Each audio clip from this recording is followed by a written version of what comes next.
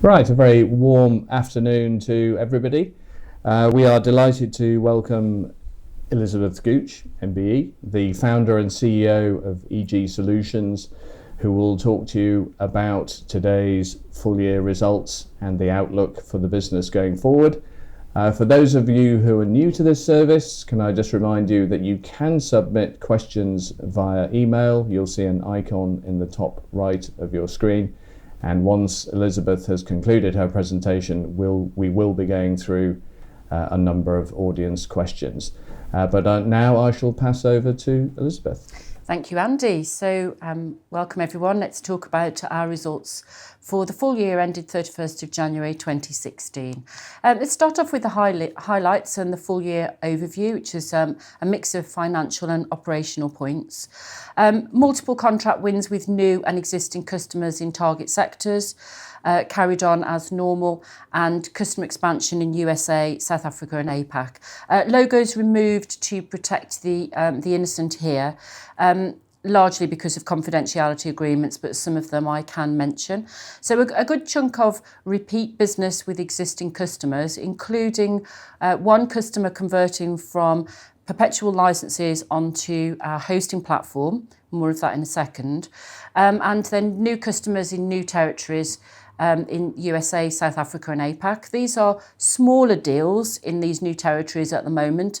Our sales model is an initial implementation, pilot project, if you'd like to call it that, so we can demonstrate capability and what we can actually deliver for that customer, and then we get the rollout from there, and it's usually a straight line. If you've done the pilot, then you get the rollout. So the good news is we've got some new deals in new territories that we can build on. Just flipping back to our core business in the UK, a new customer win with a challenger bank, which was really good to have. So again, a new customer with a long tail of loyal revenue that we expect to get over the coming years. The big story really from a revenue point of view is this growing order book of recurring revenues. Now, what is that? It's actually predominantly hosting revenue. We launched our managed cloud service in 2012.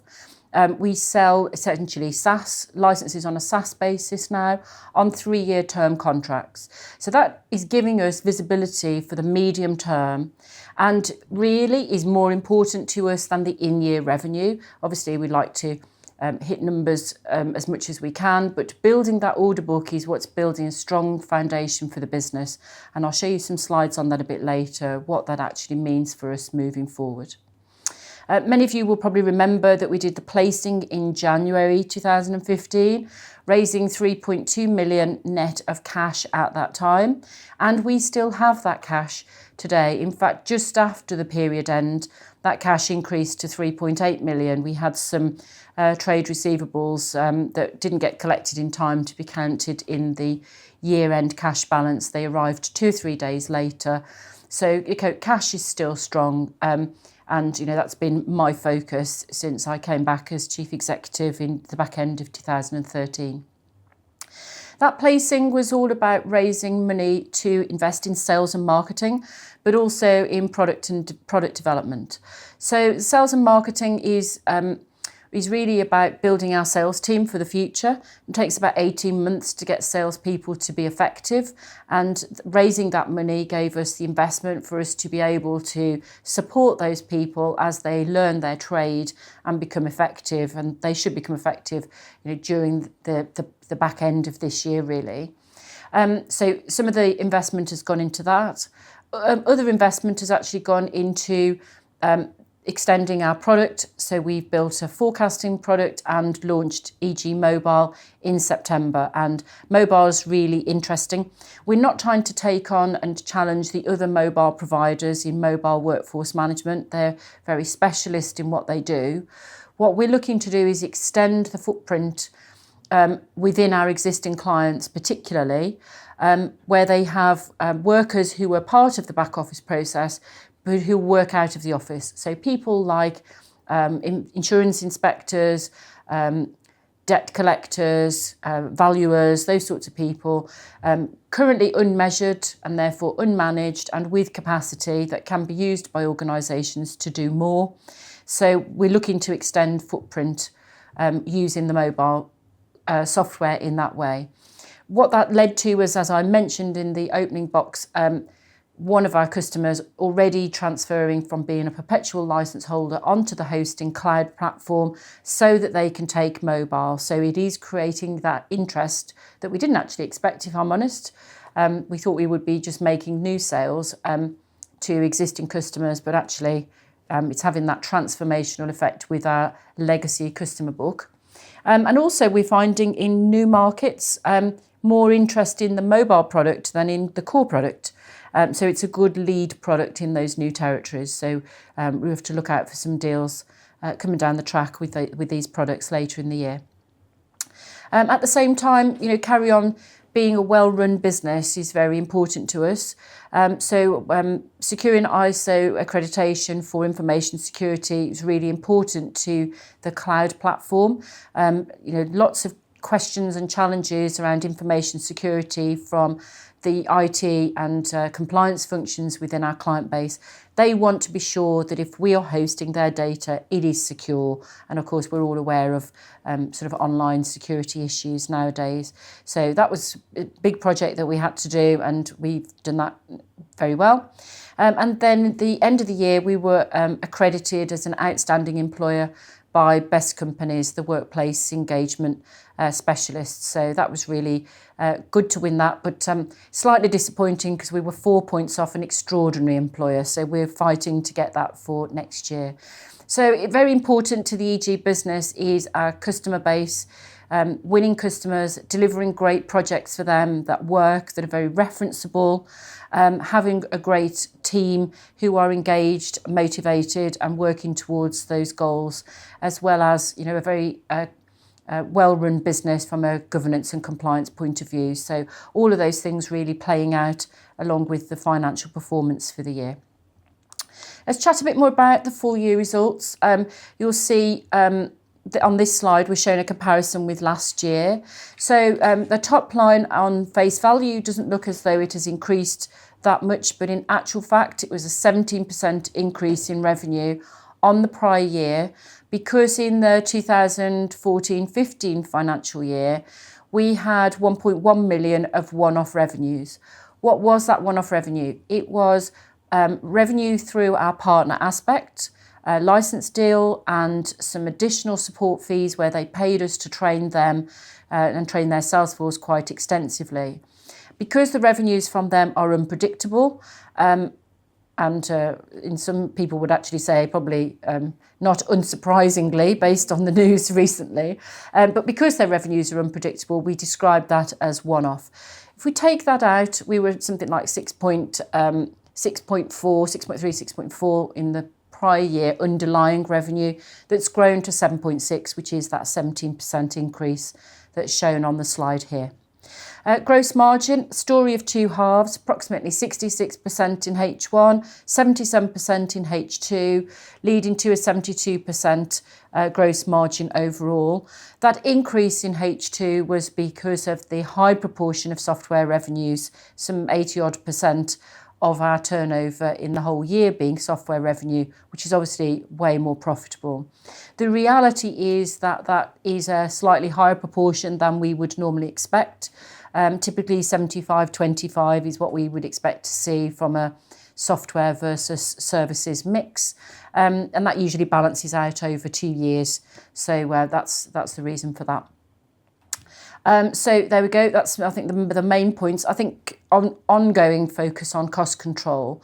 When we started 2015-16 financial year, our forecast was for a small loss in the year because of the investments that we were actually making.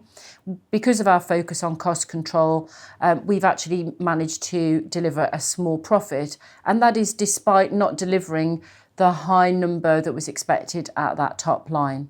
Why didn't that top line get delivered in the same way as forecast, missed deals at the end. So I've mentioned the unpredictability of the partner revenues. We were expecting a bigger contribution from them.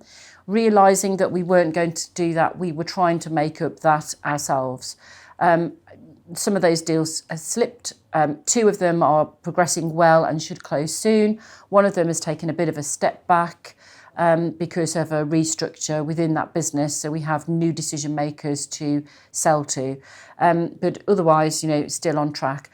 I think the read across from this is the business still delivered that small PBT profit on a lower number.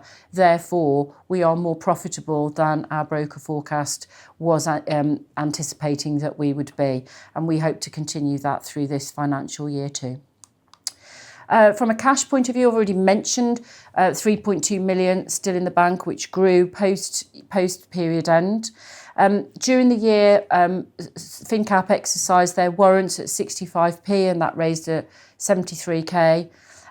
We also invested 1.4 million in R&D, so that cash balance is still high despite that investment. And what we're proposing to do during the current financial year at our AGM is a capital reduction and update our articles to bring them in line with the Companies Act, the latest Companies Act. So some stuff to watch out for there coming up for the AGM, which is the 17th of March. So I've talked about this order book, and I think I'd just like to spend a couple of minutes talking about that, looking at 2 slides, this one here, the changing revenue model. You can see how that has been building over time, and particularly the last 4 years since we launched the hosting product. That was launched in 2012. It initially depressed our revenues because you take less revenue in the year of sale on a hosting basis, but more over time because it's over a 3-year period. And obviously, we hope will continue beyond those 3 years. But you can see how that is starting now to accelerate away. 42% compound annual growth in the last 5 years, which is pretty good going. And that order book built to 17.4 million. What does that actually mean? It's split roughly equally over the next 4 years, but that is revenue that is certain and provides a good foundation on which to sell the one-off revenues like professional services. And you can see that more in this next slide here. I'm just showing 2017, 2018 as future order book, but there are 2 other years beyond that. Couldn't quite get them on the slide. But you can see those purple bars at the bottom showing that recurring revenue, that order book revenue, how that has grown in the previous period, and how that now provides a platform of looking at about 4.7 on which we can sell the one-time stuff, the non-recurring revenue, as I've mentioned. This slide also showing that 1.1 million of one-off partner revenue. It would have been a small sliver in this year of about 6% from Aspect. And obviously we want to expand our partner base so that we don't feel the pain when a partner doesn't deliver as expected. But you can see on this slide actually how it's really had the hosting product has had a transformational effect on our fortunes, and we've gone from this sort of average 5 million turnover up to now 7.5 and beyond. So watch this space in terms of sales moving forward. I mentioned continue the product development, launching mobile, launched forecasting at the Shard in September. We're working on more extensions of the mobile product and gamification, especially to make sure we're in tune with the latest developments. And mobile really has opened up sort of lots of new opportunities for us. So we continue with our product development. We'll continue this year about the same level as last year. And we need to do that as a small player in a big market with big competitors coming in, with big pockets. How does EG differentiate? We are the best in terms of delivery of back office workforce optimization, the product that we sell, the results that we achieve. We can't stand still, however, we need to keep moving forward, hence we'll keep investing in our product. But I think The key point from an investment point of view now is that we are investing equally in sales and marketing, which traditionally we didn't do. So in terms of trading and outlook, top line shows really the strategies that we are pursuing, making sure that we get a high proportion of software revenues because they're more profitable and they improve our margins. Growing that order book of recurring revenues because that keeps us all sane, and we've got a nice carry forward revenue when we open the door on the 1st of February each year, which is the start of our new financial year. Nice growth there. Let's keep pushing forward on that. Invested in sales and marketing so that we can open new sectors and new territories. Those sectors were traditionally, we were financial services, but now we're in business process outsourcers, local government, retail, telcos. So we are demonstrating applicability of the product across sector, but also in new territories, South Africa, Asia and the USA. And all the time, focusing on good, strong management of our financials and the cash and keeping that balance sheet strong. And as we become more profitable and as it starts to drop through, it will drop through to cash and we'll see that building over time. So that's a good summary of our results and the highlights, and I'm happy to take any questions. Great, thank you very much, Elizabeth. Quite a few questions, and I will encourage people to continue putting them in via their email. Firstly, can we talk a little bit more about aspects? And it is noted that there will be no impact on your earnings. But does this actually provide an opportunity to engage with other American resellers, and could they in fact turn out to be more predictable, as you mentioned, and give you enhanced revenues? Okay, I think Andy, there's probably a number of points within that question. So let's take Aspect itself first of all. We entered into this agreement 3 years ago. It was initially an exclusive arrangement for 1 year, and that exclusivity fell away beyond that. So from that point, we have been able to work with other partners if we chose. But being the size of business that we are, we needed to be able to concentrate on the support that we were giving, and we were happy to continue to work with Aspect for the rest of those 3 years. What happened to them in recent weeks was as a surprise to us as it was to everyone else. We did know that they were refinancing. In the US, software businesses refinance every year virtually. So we knew that they were actually doing that, but we weren't aware of the extent of the restructuring that they were planning to do. So the Aspect business is broken into several legal entities. It is the USA business that filed for Chapter 11. Our shares are held by the UK entity, Aspect UK. There'll be no impact on the shares, and indeed there'll be no impact on the relationship with Aspect either. This is a debt for equity swap that they're doing. They have 105 days from the date of filing in which to complete that. And an update call I had with their chief financial officer at the weekend, they actually said we're 85% of the way through this process. We are going to get it done quickly. We will come out the stronger for it. They claim to have a good pipeline of sales for our product, but as you mentioned, it is unpredictable. So let's deal with the unpredictability. Difficult to control sales forces of any size, to be honest. And when you've got 200 odd salespeople, I would say even more difficult to control, particularly when that partner has a sort of a basket of a number of products that they actually sell. So they will obviously always want to make their number, and our product may or may not have been included in their sales when they were actually making them. They actually changed the way they sell our product to more of an OEM style of sale during the last 12 months, and we are baked into many of their deals now as opposed to a few of them. So we would hope that it would become more predictable, but we're not in control of that sales process, so hence why we call it one-off revenue. Needless to say, if we have many partners or more partners, then it becomes more predictable because you've got more chances of many partners delivering their contribution. So yes, we are pursuing avenues to try and secure other partners as well. So hopefully that answers all of the points within that question, because there were quite a few. I'm sure it does, thank you. A couple of questions on the order book. Firstly, congratulations on the progress in it.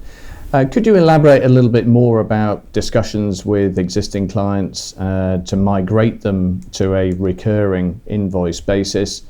For instance, do you have to sacrifice any margin to get them onto that recurring basis? No, not at all, actually. For most of our clients, I've flipped back to slide 7 in the presentation, actually, to help illustrate the point about the order book. So most of our clients have in-house IT cross-charging to do, and those charges are escalating, particularly where the clients have got outsourced IT functions. Some ridiculous figures being charged by outsourcers to support our product, which in our view were sort of over the top and unnecessary. And also IT departments have lots of other systems that they have to support. So prioritisation comes into play here, and so on and so forth. So we want our clients to maintain currency with the latest versions. They want to take the latest versions. They want to take the latest products that we're offering, and are often held back from doing that by their IT prioritisation and their internal IT costs. So we can provide a good value proposition to our customers to make a switch from in-house supported technology to being in the cloud, as long as we can satisfy these requirements for information security, as I mentioned early on. What does that mean? It means we can offer a good win-win situation, profitable business for us, profitable business for our customer. It actually gives them net savings, but also flexibility and more responsiveness in terms of upgrades and taking on new products, and it's profitable business for us. So we haven't had to sacrifice anything in order to make that switch. Of course, what does hosting revenue do? It's different to perpetual licensing. So with a perpetual license, you would get all of the revenue for that license in one hit in the year of sale. But when you're selling it on a hosted basis, that revenue is greater over time, but is actually spread. So you get a slightly lower, or you get a lower figure in the current year. What is of more value to a business like us? I always describe perpetual licensing as a bit like a suntan. You get it, it feels great, and then the next day you've got to go and chase the next one because it's gone.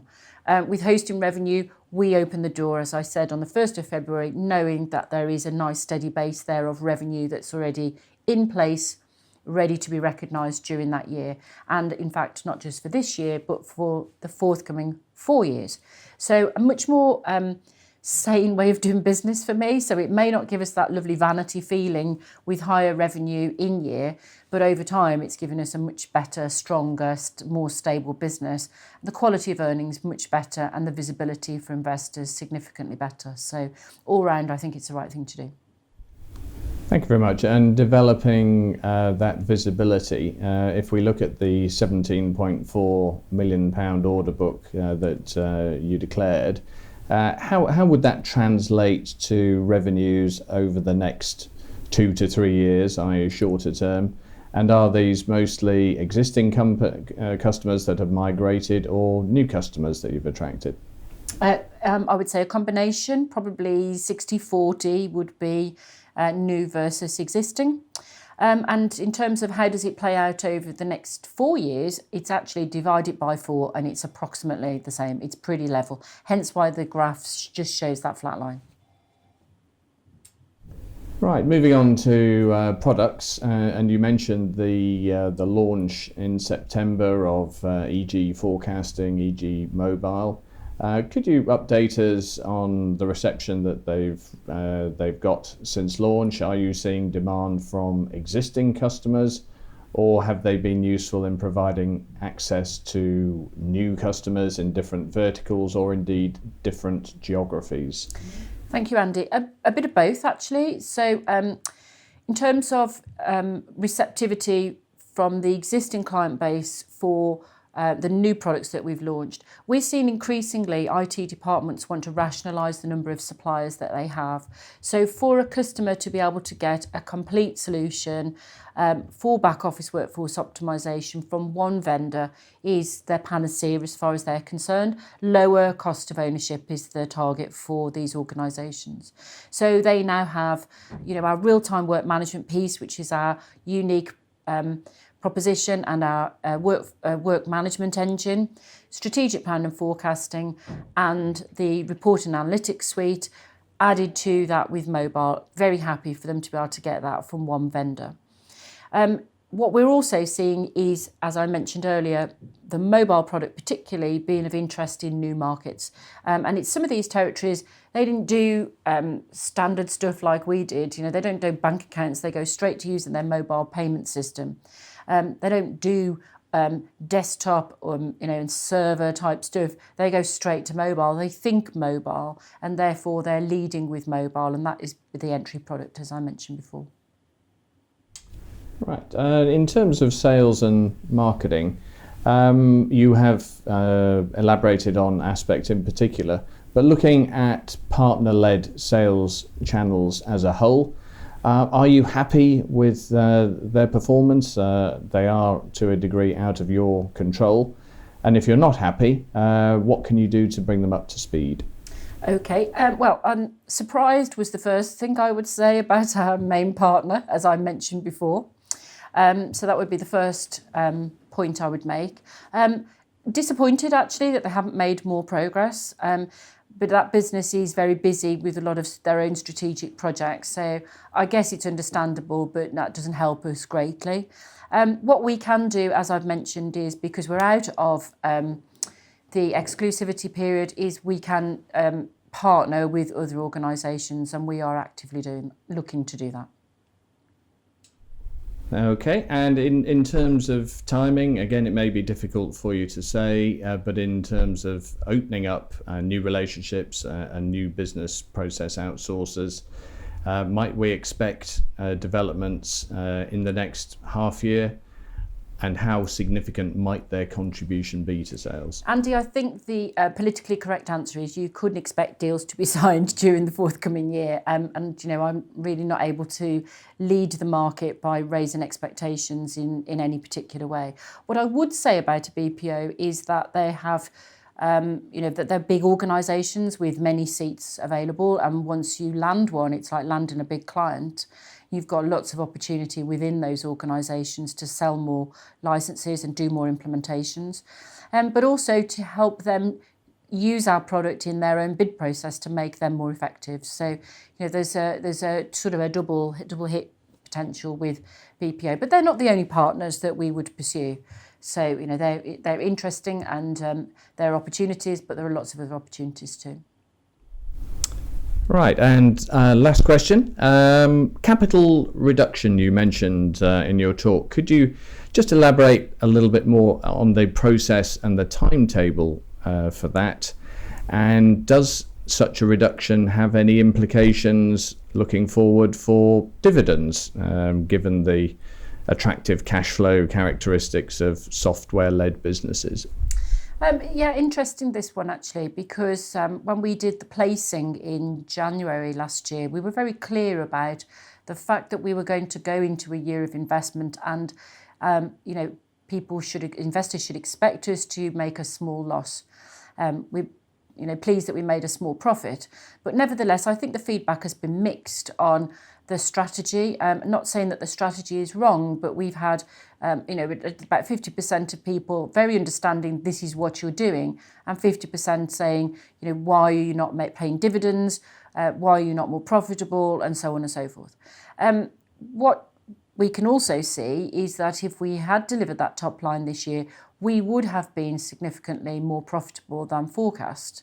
And so what our board is looking to do is take feedback from investors, have a mind for the profits that should come through, and what should we do with that? Is this a strategy of paying dividends that we want to pursue? So no definite policy in place to say we're going to pay dividends, but let's prepare the ground so that we can make that choice if we want to.